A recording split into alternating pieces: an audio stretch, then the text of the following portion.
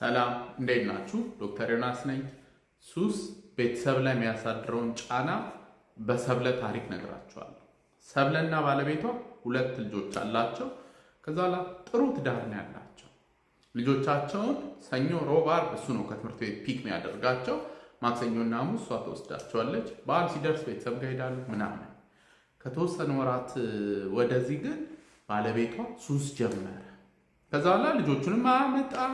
በቃ እንዳለ ሱስ ላይ ነው። እሱ አምሽቶ ነው የሚገባው ምናምን ነገር። ከዛ በኋላ እሷ ላይ ኃላፊነቱ እየበዛ መጣ። ልጆቹ ከትምህርት ቤት መምጣት አለባቸው። ስለዚህ ከሰኞ እስከ ዓርብ እሷ ናት ሄዳ የምታመጣቸው። ከዛ ባሻገር ደግሞ እንግዲህ በፊት ቤተሰብ ጋር ምናምን ይሄዳሉ። እሱ አሁን ሱስ ውስጥ ስለሆነ ቤተሰብ ጋር ለመሄድም አፈረች። ሰው ሁሉ አውቀዋል ምናምን ነገር ማለት ነው። ለሰውም እንዳትናገር ከባድ ነው። የእኛ ሰው ደግሞ አፉ ከባድ ነው። ብቻ ራሷ ዋጥ አድርጋው እንትናለች እና ይሄ ከሰው ለያት፣ ከጓደኞቿ ተለየች። በቃ ቤት ውስጥም ያግዛት የለም ምናምን፣ ኃላፊነቱ በዛ።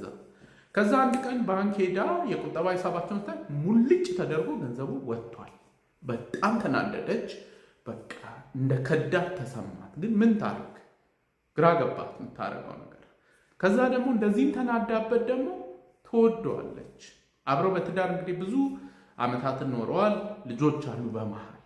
ከዛ ማታ ሲመጣ ደግሞ ጠጥቶ ሰው ደግሞ ማጅራቱን እንዳይለው ብላ ትፈራለች። በቃ ትጠብቀዋለች። ከዛ ጭቅጭቅ ሆነ እና ይሄ እንግዲህ በጣም የብዙ ሰዎች ታሪክ ነው። የአንድ የሰብለ ታሪክ አይደለም፣ በጣም የብዙ ሰዎች ታሪክ ነው። እና የምንወዳቸው ሰዎች እህት፣ ወንድም ወይም ደግሞ ሚስት ወይም ባል ሱስ ውስጥ ሲሆኑ በጣም በጣም ከባድ ነው። እና በተከታታይ እንግዲህ እንዴት ነው ኮሚዩኒኬት ማድረግ የምንችለው፣ ከዛ በኋላ እንዴት ወደ ሕክምና እንዲሄዱ ማድረግ እንችላለን የሚለው ቪዲዮ ሰራላችኋል። እስከዛው ግን እንድታውቁ ሱስ የሚታከም የአእምሮ ህመም ነው እና ዘውዲቱ፣ ጳውሎስ፣ የካቲት እና አማኑኤል እንዲሁም ደግሞ የግል ክሊኒኮች አሉ እና በደንብ መረጃውን መጀመሪያ ማሰባሰብ፣ ከዛ በኋላ እንዲሄዱ ደግሞ ማበረታታት፣ ስፔሲፊክ ዘዴዎችን ደግሞ በቀጣይ የሚሰራላችሁ ይሆናል።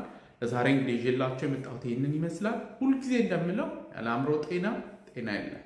ደህና ሁኑ።